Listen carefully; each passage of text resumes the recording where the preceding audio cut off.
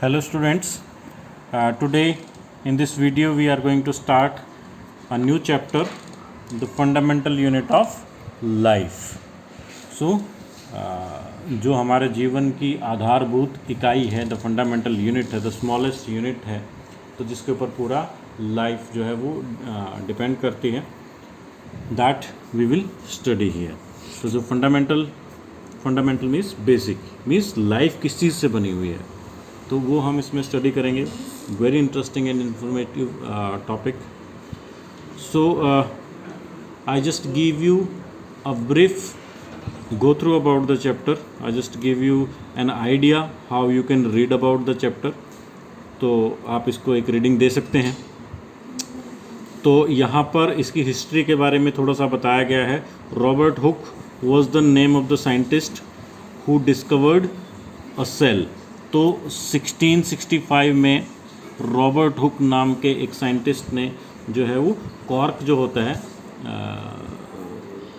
Cork के sales को देखा. उसने माइक्रोस्कोप के अंदर स्टडी किया तो उसने पाया कि ये बहुत सारे सिमिलर छोटे छोटे रूम्स जैसे स्ट्रक्चर उसमें बने हुए थे, जैसे मधुमक्खी का छत्ता होता है उसमें छोटे छोटे उनको सेल्स का नाम उसने दिया. तो बेसिकली क्या था कि जैसे अगर हम एक वॉल को एग्जामिन करते हैं, एक दीवार को एग्जामिन करते हैं, तो हम पाते हैं कि उसमें बहुत सारी वो छोटी छोटी ब्रिक्स से, ईंटों से बनी हुई है. तो लाइकवाइज अगर हम एक लिविंग ऑर्गेनिज्म को देखें, हमने एटम्स के स्ट्रक्चर पढ़ते हुए देखा कि मैटर छोटे छोटे पार्टिकल से बना है, तो उसको हम एटम का नाम देते हैं. अब हम बात करें लिविंग ऑर्गेनिज्म. तो अगर हम किसी लिविंग ऑर्गेनिज्म को देखें तो उसमें सबसे छोटी जो यूनिट है उसको हम सेल कहेंगे. और यहाँ पर ध्यान देने वाली बात है कि cell is a smallest unit of life.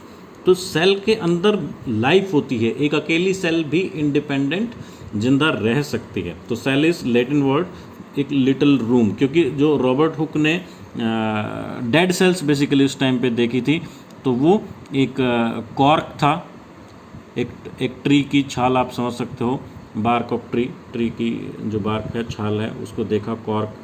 Cork उसको हम बोलते हैं. तो वो उसको एक मधुमक्खी के छत्तों की तरह उसको नज़र आया.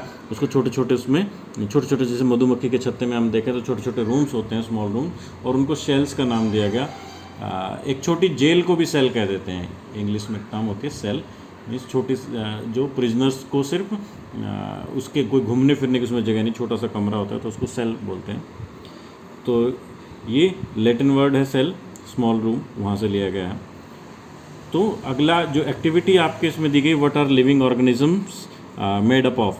तो लिविंग ऑर्गेनिज्म किस चीज़ से बने हैं, वो सेल से ही बने. यानी हाँ, लिविंग ऑर्गेनिजम्स की सबसे छोटी जो इकाई है वो सेल है.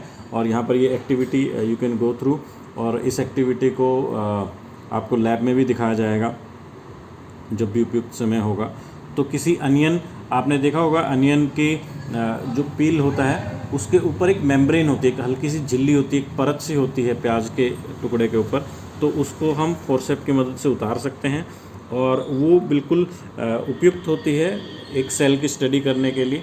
यहाँ पर ये दिखाया गया है माइक्रोस्कोप, ये बायोलॉजी की लैब में इजीली अवेलेबल हो जाते हैं. और यहाँ पर हम उस कोई भी ऐसी चीज़ जो स्टडी करनी है, स्लाइड वगैरह रखते हैं. तो यहाँ पर हम अनियन के पील से निकाली हुई जो मेम्ब्रेन है उसको रखते हैं, उसको एडजस्ट करते हैं, फोकस करते हैं, आईपीस से यहाँ से देखते हैं. तो ये कंपाउंड माइक्रोस्कोप है. तो हम देख सकते हैं कि वो कैसे सिंपल प्लेन दिखने वाली अनियन को, अगर हम अनियन मेम्ब्रेन को नेक्ड आई से देखेंगे तो वो ऐसी नज़र आएगी कि वो बिल्कुल प्लेन है, उसके अंदर और किसी चीज़ से वो नहीं बनी हुई है, हम नेक्ड आई से नहीं देख पाते. लेकिन जब हम डिटेल में देखते हैं तो कुछ इस तरह की हमें काफ़ी ब्राइट और कलरफुल भी होती है. वो पर्पल कलर बीच में आपको नज़र आएगा. तो यहाँ पे न्यूक्लियस हैं, सेल्स हैं. न्यूक्लियस सेल्स क्या हैं वो आपको बाद में बता दिया जाएगा. लेकिन आप ये देखें, जैसे रॉबर्ट हुक ने बताया था, छोटे छोटे कमरे से उनको नज़र आए थे मधुमक्खी के छत्तों जैसे. तो इसी तरीके से हम अभी भी स्टडी कर सकते हैं. ये सेल्स होती हैं, सेल्स ये स्मॉलेस्ट यूनिट हैं जिनके अंदर लाइफ है. तो यहाँ पर the thing which you have to keep in mind is smallest unit है लेकिन लिविंग यूनिट है, इसके अंदर लाइफ होती है. तो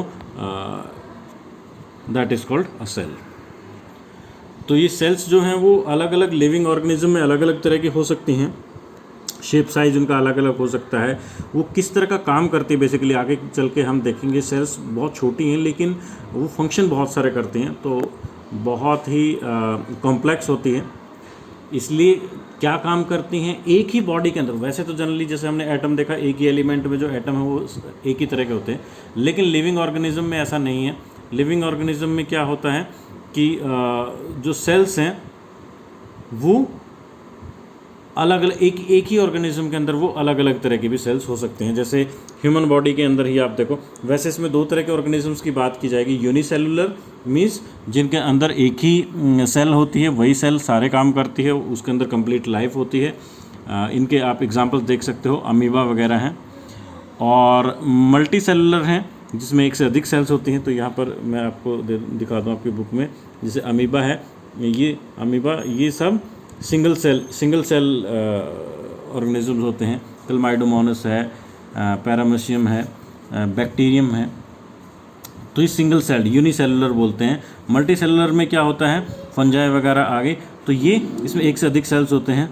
और फिर जैसे ह्यूमन बॉडी है तो वो बहुत ज़्यादा कॉम्प्लेक्स है, उसको डिटेल में हम बाद में पढ़ेंगे कि वो तो मल्टी सेलुलर के साथ साथ बहुत सारे ऑर्गेनिज्म होते हैं, ऑर्गन्स होते हैं जो अलग अलग काम करते हैं। यहाँ पर आप देख सकते हो कि हमारी बॉडी के अंदर भी मिलने वाली जो सेल्स हैं अलग अलग तरह के हैं। नर्व सेल, ये नर्व सेल है जो सूचनाएं, इन्फॉर्मेशन या संकेत भेजने का हमारी बॉडी में काम करते हैं। नर्व सेल है, काफ़ी बड़ी होती है साइज़ में। और ब्लड सेल्स बहुत छोटी माइन्यूट सेल्स होती हैं, आरबीसी जिनको बोलते हैं, लाल रक्त कणिकाएं इनको बोलते हैं, ब्लड सेल्स हो गई। तो ये मसल सेल्स हैं, इनकी स्पिंडल शेप्ड है, स्पिंडल जैसी शेप है इनकी। स्पिंडल बेसिकली कपड़ा बुनने के लिए पहले एक तकली इसको बोलते थे, वो स्पिंडल होती हैं। तो ये ओव्यूम है, राउंड शेप में ओव्यूम सेल है। और ये बॉन सेल है, ये स्पर्म सेल है। तो इस तरीके से आप देख सकते हो, ये फैट सेल है। अलग अलग तरह की सेल्स की शेप है, उनके फंक्शन भी अलग अलग होते हैं, बहुत डिटेल में हम बात करेंगे। यहाँ पर आपका दिया हुआ है एक ब्रीफ हिस्ट्री कि कैसे सब डेवलपमेंट हुआ। सेल 1665 से रॉबर्ट हुक ने इसको पहली बार देखा, तो बहुत प्रिमिटिव काइंड ऑफ माइक्रोस्कोप था। उसके बाद लीवेनहॉक ने 1674 में इम्प्रूव्ड माइक्रोस्कोप से देखा। और रॉबर्ट ब्राउन की उसके बाद डिस्कवरी रही, उन्होंने न्यूक्लियस को उसमें खोजा। तो प्रोटोप्लाज्म की बाद में खोज हुई। जैसे हमने स्ट्रक्चर ऑफ एटम में देखा था कि पहले धीरे धीरे इलेक्ट्रॉन की खोज हुई, न्यूट्रॉन की खोज, प्रोटॉन की खोज हुई, न्यूट्रॉन की खोज हुई, उसके बाद ही स्ट्रक्चर ऑफ एटम बना। इसी तरीके से आप इसमें देखेंगे कि 1665 से जब ये यात्रा शुरू हुई, जब रॉबर्ट हुक ने पहली बार देखा, वहाँ से इलेक्ट्रॉन माइक्रोस्कोप, जब 1940 में बहुत स्ट्रॉन्ग इलेक्ट्रॉन माइक्रोस्कोप आ गए, तो लेटेस्ट स्टडी तक की इसकी जो जर्नी है उसके बारे में बहुत सारे साइंटिस्ट का नाम है। इनको आप मेमोराइज कर सकते हो, समझ सकते हो, याद रख सकते हो। That is all for this video. Go through this chapter, give a reading, यहाँ तक इसको पढ़ें। In case of any doubt ask me. Thank you.